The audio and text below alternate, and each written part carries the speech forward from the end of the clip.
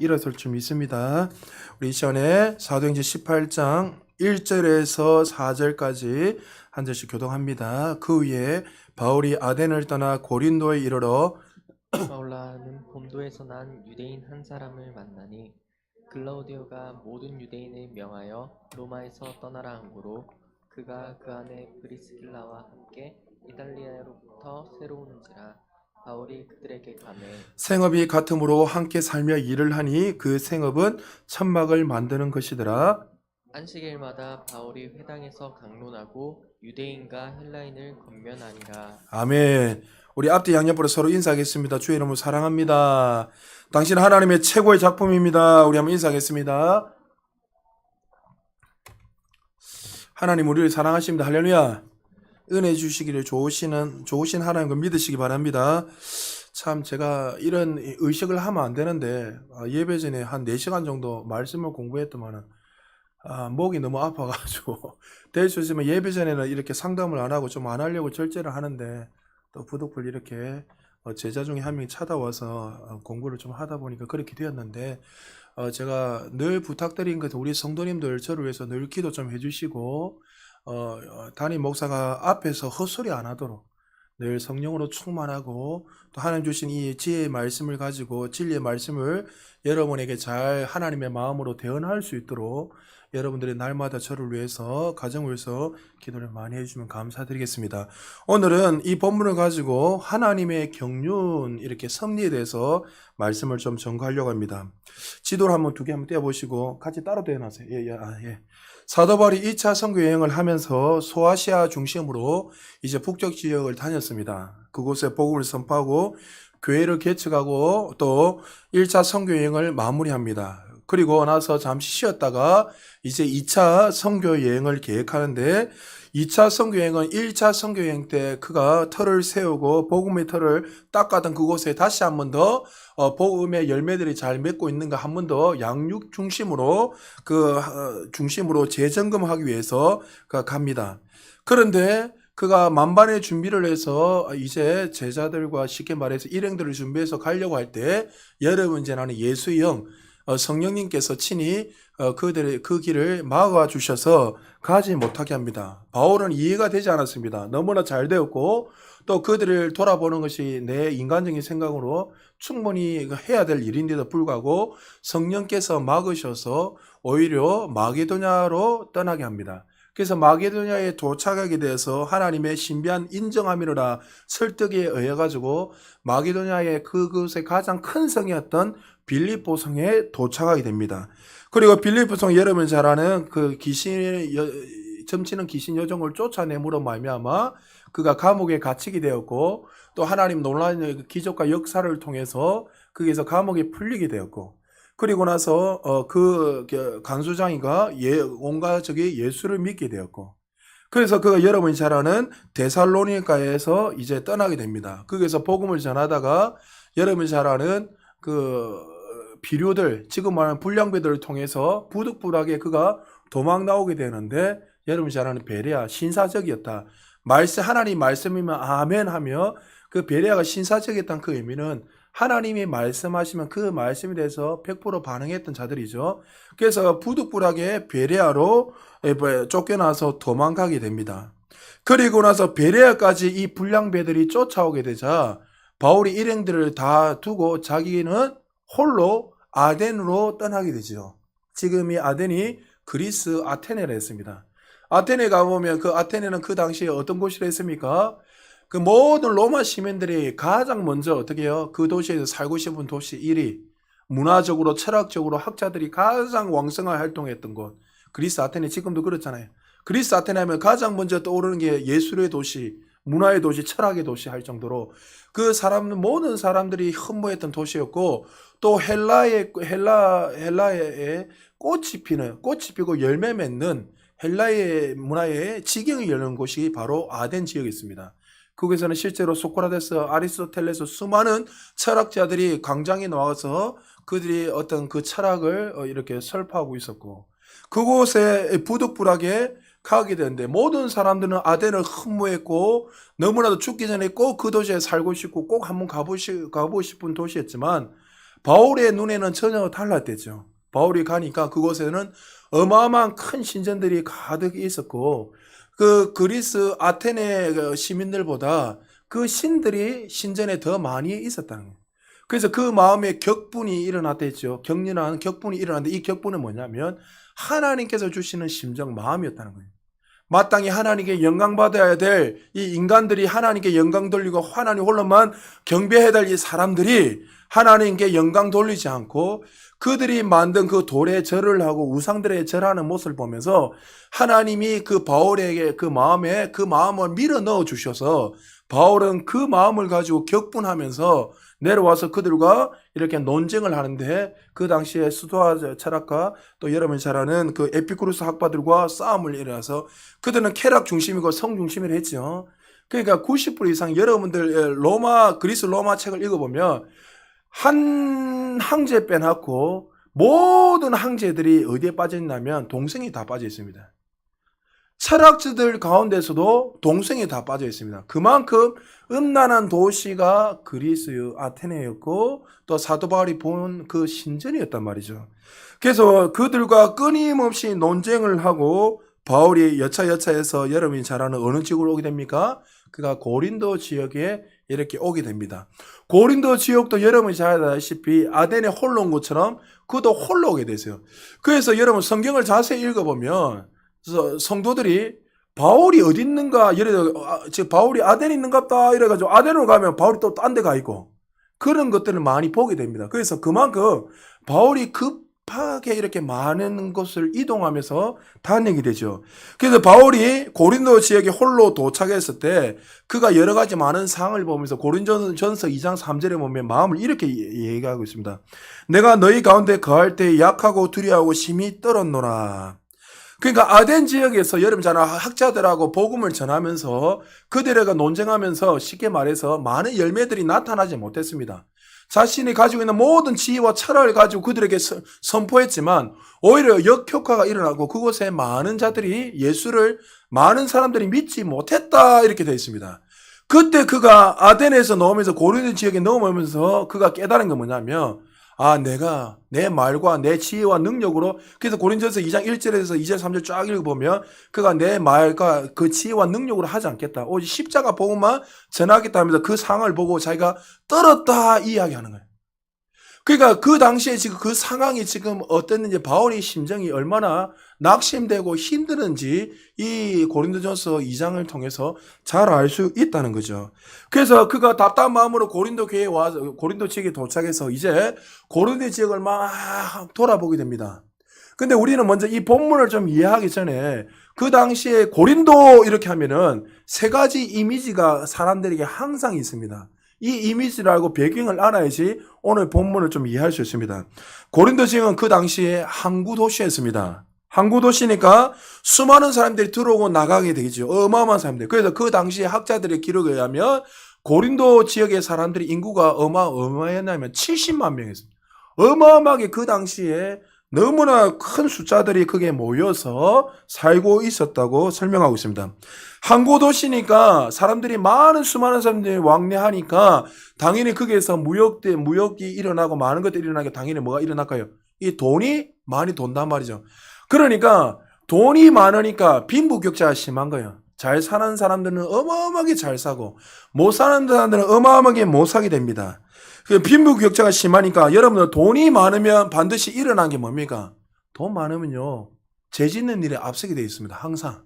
그러니까 이 고린도 지역이 부유한 도시가 되니까 돈이 많으니까 이 돈을 가지고 어떻게 살아야 될까 하니까 죄 짓는 일, 쉽게 말해서 이 돈을 가지고 자신의 쾌락을 위해서 음란한 행위들을 어마어마하게 많이 하게 됩니다. 그래서 그 당시에 고린도 지역에 사는 사람들은 음란하다 이렇게 하면서 뭐라 하냐면 코리티안 이렇게 합니다.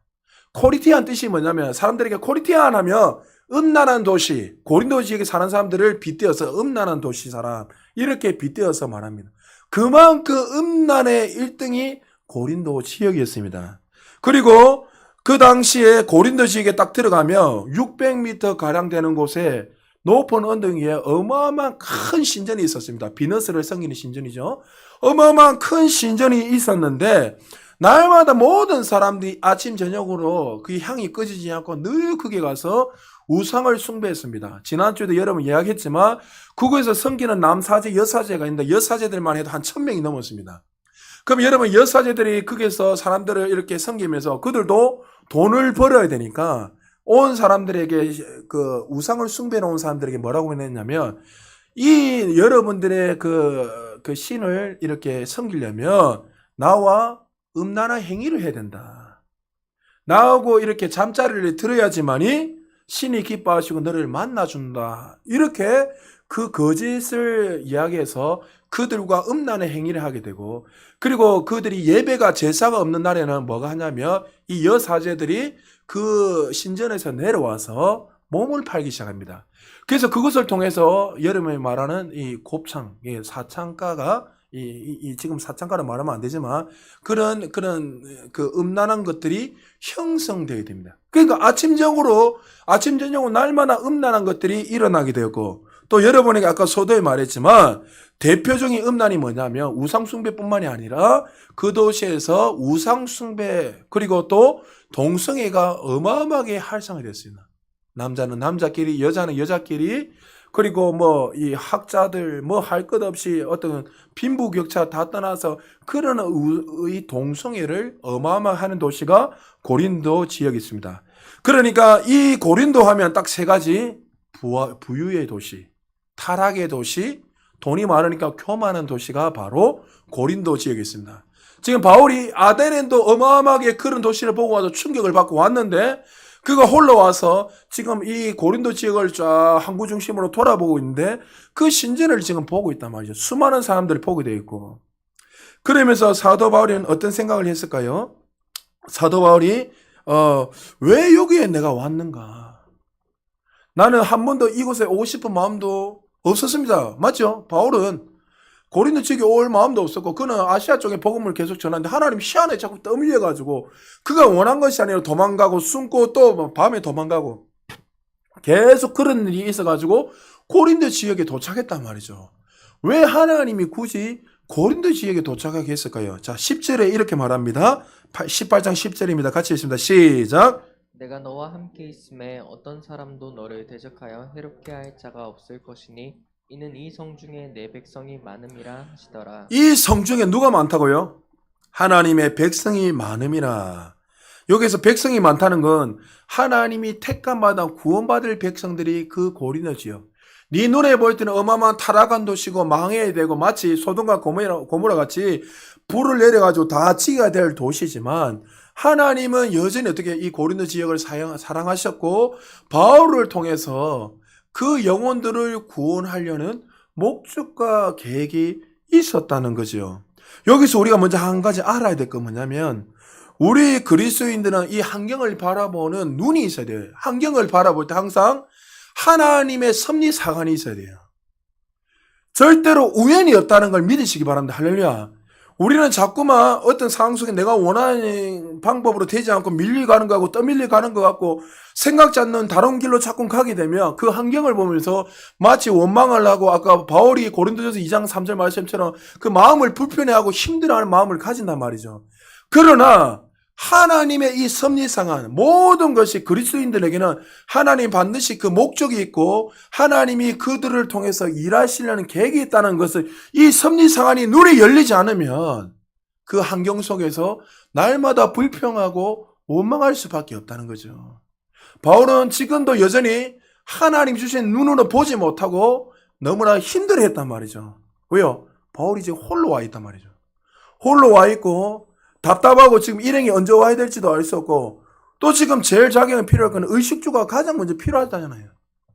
그러니까 너무 바울은 복잡한 가운데 있는데 근데 하나님은 그 고린도 지역을 통해서 운명적인 그 만남을 가지게 됩니다. 2절에 이렇게 말하고 있습니다. 같이 한번 읽어볼까요? 시작. 아굴라라는 본도에서 난 유대인 한 사람을 만나니 글라우디오가 모든 유대인을 명하여 로마에서 떠나라 한 고로 그가 그 안에 브리스길라와 함께 이달리아로부터 새로운지라 바울이 그들에게 가매. 자, 여기서 누가 나옵니까? 여러분이 익숙하게 들었던 아굴라와 브리스길라. 우리 교회도 아굴라나 브리스길라라는 사람들이 많이 일어나기 지금 축복합니다.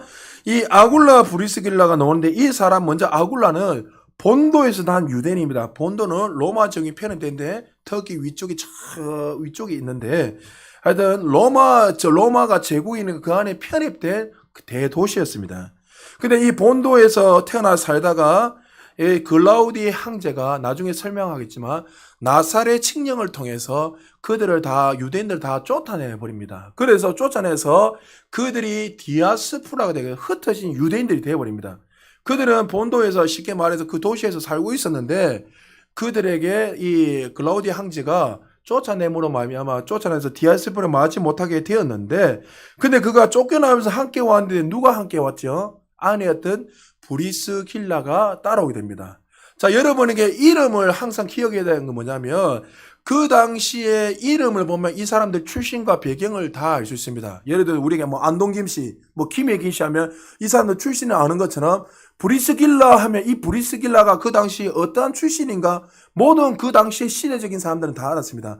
나중에 여러분에게 좀 이따가 지나가면 설명하겠지만 여러분이 바울이 설교하다가 어떤 사람이 한 청년이 떨어지죠. 다락방에서. 누굽니까? 유두고죠.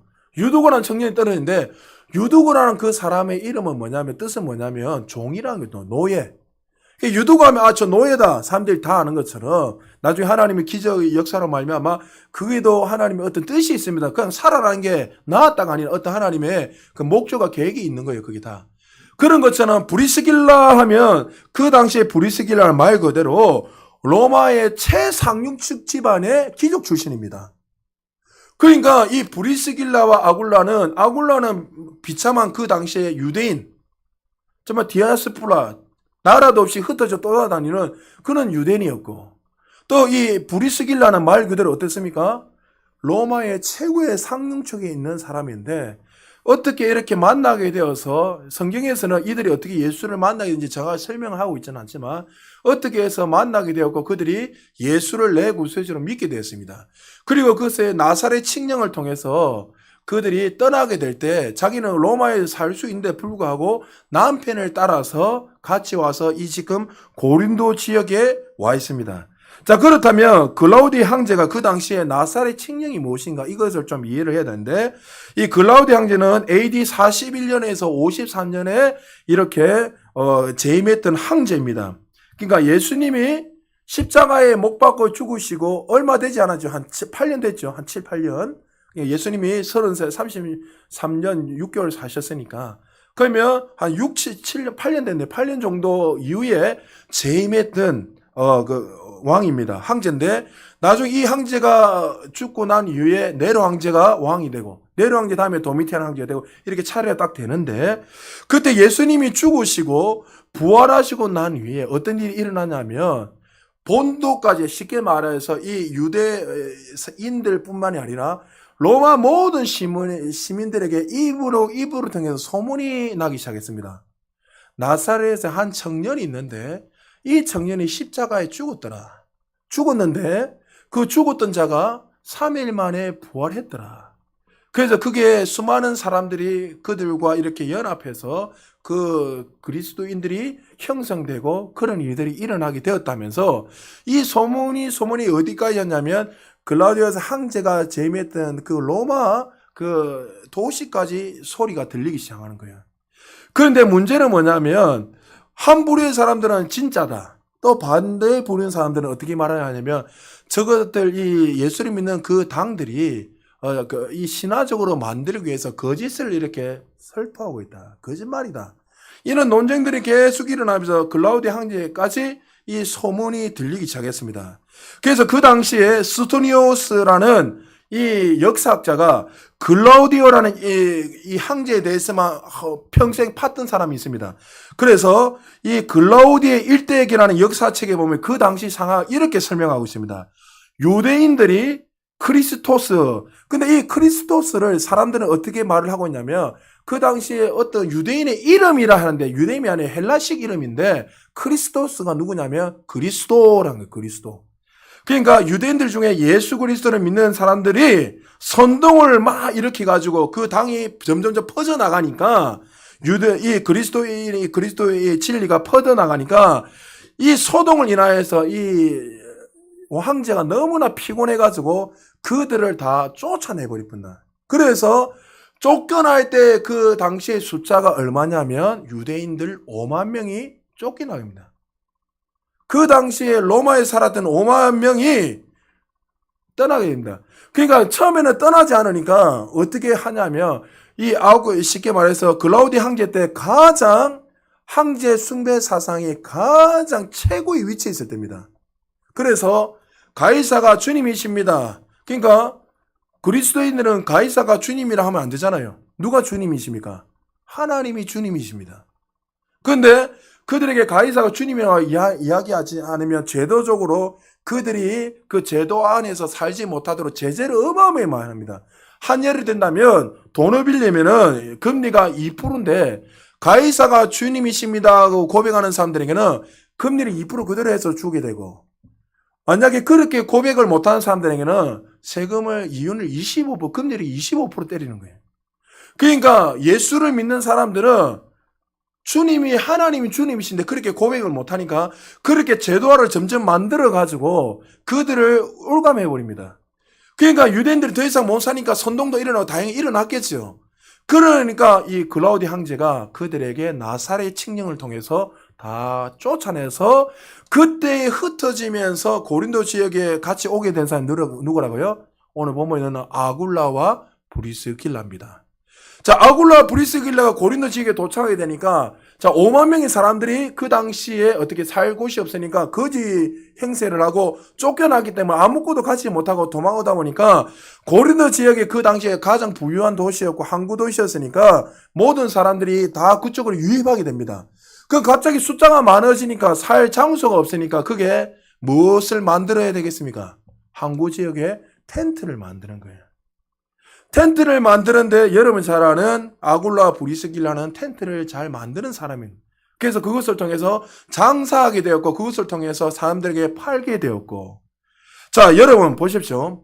지금 아굴라 브리스길라도 사실은 여기까지 올 마음이 있어졌어요. 자기들은 전혀 생각지도 않았고 고린도 지역을 이렇게 여차여차해서 오게 되었고, 바울도 이차 해가지고 자기가 전혀 오고 싶은 마음도 없었는데 그가 이렇게 해서 고린도 지역에 와가지고 서로 이렇게 만나게 됩니다. 자, 그러면 이거 왜 이렇게 만나게 하셨는가? 자, 제가 좀 각색하는 겁니다. 성경이 없는 겁니다. 쉽게.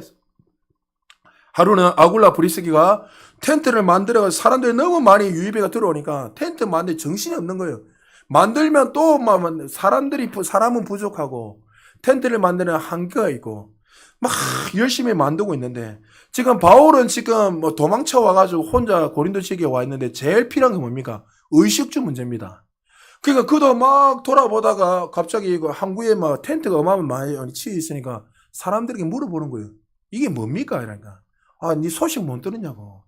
지금 이 황제가 나사렛 칙령을 내려가지고 유대인들이 다 도망 와가지고 이 고린도 지역에 와서 이렇게 피난민을 와 있다. 그래서 지금 텐트를 지금 막 치가지고 살고 있다. 그러냐고. 그는 자기의 의식주를 해결하고 이래저래 가고 있는데 어떤 한 사람이 뭐 정신없이 막 텐트를 만들고 있는 거예요. 그래서 바울이 가서 인사를 하면서 너무 정신이 없으니까 물어보니까 알고 보니까 이 사람이 그리스도인이었고 성경에 보니까 바울도 텐트를 만드는 기술이 있댔죠. 그럼 여기서 의문이 있잖아요. 어떻게 바울이 랍비 훈련을 받은 사람인데 텐트를 치는 기술이 있는가? 이 의문이 되잖아요. 여러분 한 번씩 이런 거 고민 안 해봤어요? 고민했잖아요. 근데 그 당시에 랍비 교육을 그 문헌을 이야기해 보면 이해가 됩니다. 랍비 교육을 받을 때 여러분 제가 랍비들이 사람들을 가르치면 절대로 돈을 받지 못하도록 율법에 정해져 있습니다. 이해됩니까?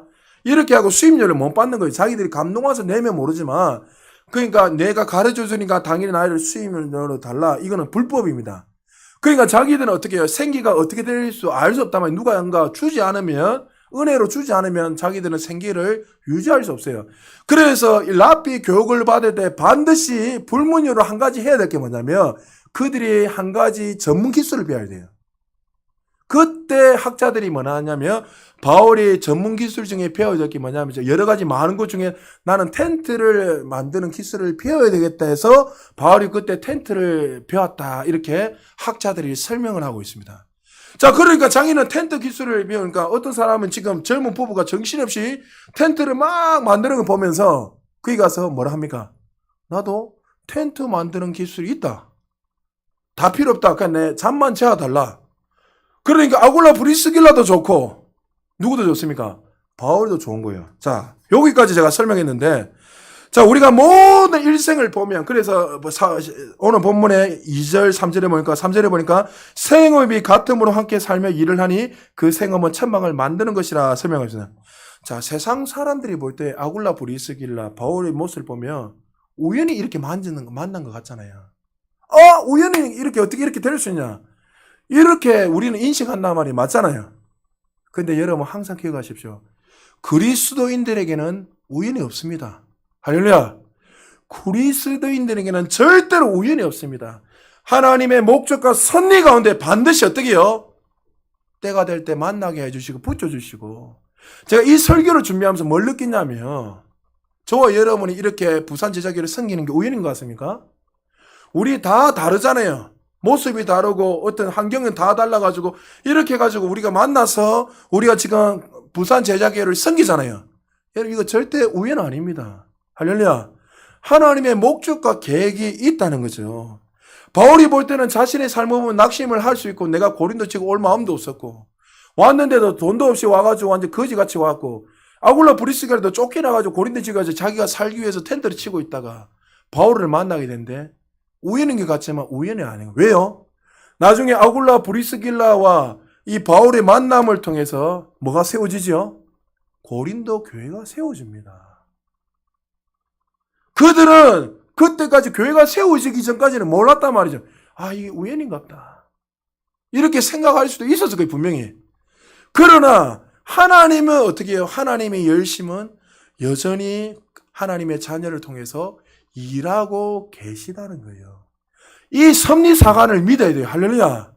하나님이 여러분을 부르시고 택하시고 부르실 때에 내가 환경을 보면 내가 원하는 대로 되지 않는 것 같고 내가 왜 이렇게 있고 또 뭐 대학을 갔다가 뭐 또 빠지고 저도 말했잖아요. 나는 삼수됐을 때 나는 죽으려고 했다고요.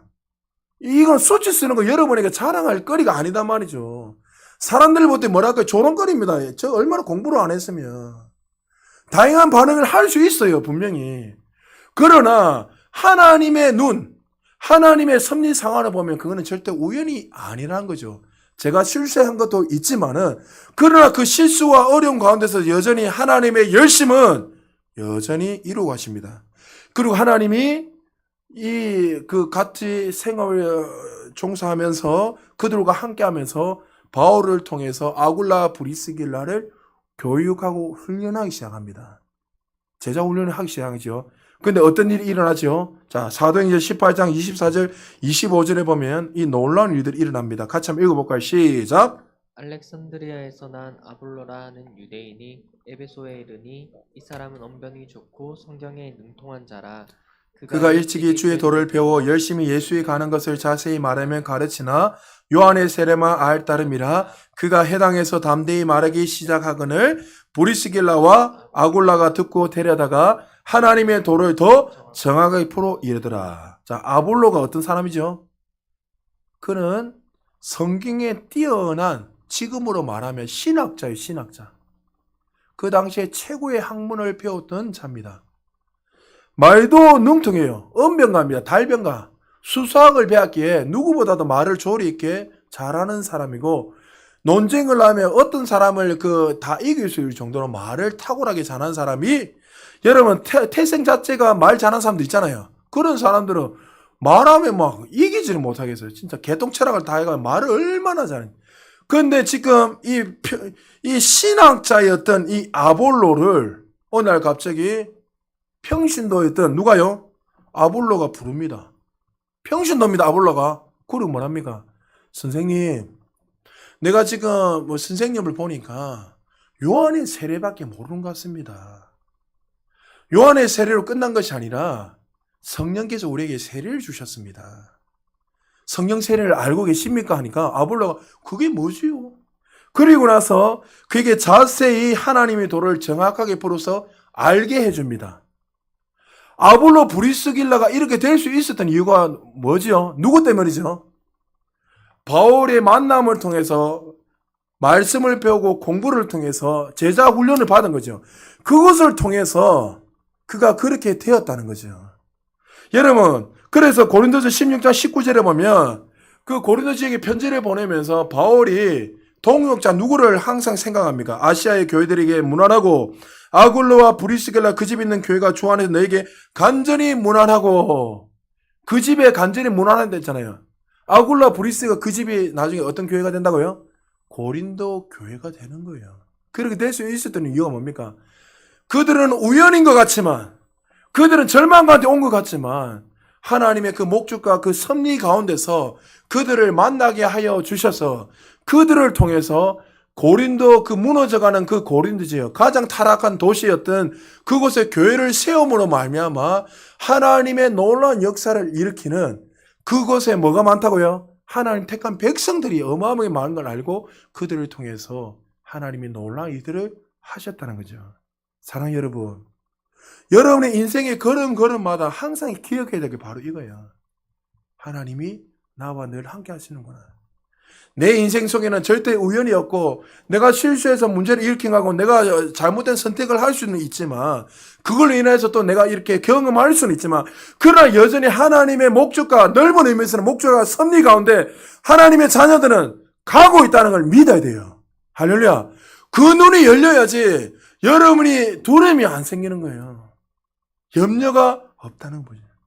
그래서 그 바울이 나중에 그 사실을 깨닫는 거예요. 로마서 16장 3절 4절에도 그 로마 교인들에게 문화할 때 이렇게 말하면 너희는 그리스도 예수 안에서 나의 동력자인 브리스길라 아굴에게 문안하라. 그들은 내 목숨을 위하여 자기들의 목까지도 내놓았나니 나뿐 아니라 이방인의 모든 교회도 그들에게 감사하니라. 바울이 어떻게 아굴라 브리스 부부를 평가합니까? 그들은 내 목숨을 위하여 자기들 목까지 내어놓을 수 있는 그 하나님의 동력자라고 말한 사랑 여러분, 가장 타락한 도시였고 교만하고 부패한 도시를 그들의 섬김을 통해서 그들의 만남을 통해서 축복의 통로가 되는 그런 역사가 일어난 거예요. 여러분, 우리 부산 지역이 이렇게 되기를 좀 축복합니다. 저와 여러분의 만남이 우연인 것 같고 서로 형제자매 성도님의 만남이 우연인 것 같지만 저는 늘 알지만 이 소동에 늘 기도하면서 절대 안 올 거라 기도한 사람이 저였습니다. 우리 서진우 목사가 잘 알 거예요. 나는 이 동네는 쳐다보지도 않을 거다. 저는 늘 그렇게 기도한 사람이에요. 근데 여기 와 있네 내가. 여러분 가운데서도 이랬든 저랬든 어떻게 왔지만 왔잖아요. 그런데 이게 우연인 것 같지만 아니란 거죠. 우리의 만남을 통해서 하나님이 이 부산 제자교회를 통해서 지금 이 죽어가고 있는 이 타락한 도시, 무너져가 있는 이 교회, 수많은 사람들을 회복시키려는 그 목적과 계획이 있어서 우리를 부르셨다는 거예요. 할렐루야. 여러분, 여러분들이 아굴라 브리스길라 같은 그런 하나님의 귀한 동력이 되길 지금 축복합니다. 제가 여러분들 저에게 충성해라고 안 할게요. 사람에게 충성하면 안 돼요. 그러나 목사가 늘 말했지만 목사가 하나님의 진리 안에 서서 복음을 위해서 외치면 여러분들이 그 마음을 한 마음을 가지고 같이 나가셔야 돼요. 할렐루야. 그러면 하나님이 우리를 통해서 놀라운 일들을 하십니다. 그것을 기대하셔야 돼요.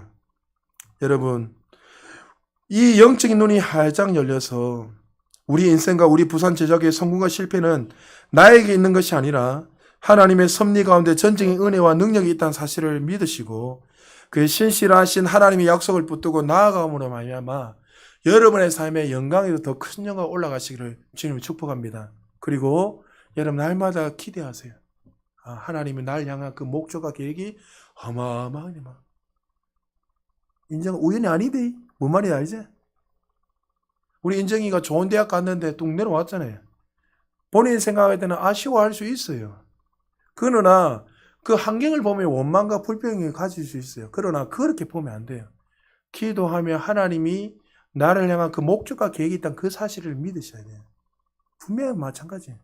여러분들이 다 이렇게 내가 원하는 대로 안 됐을 때 원망과 불평할 수도 있지만은 그 눈으로 보게 되면 절망밖에 올 수 없어요. 그러나 아닙니다.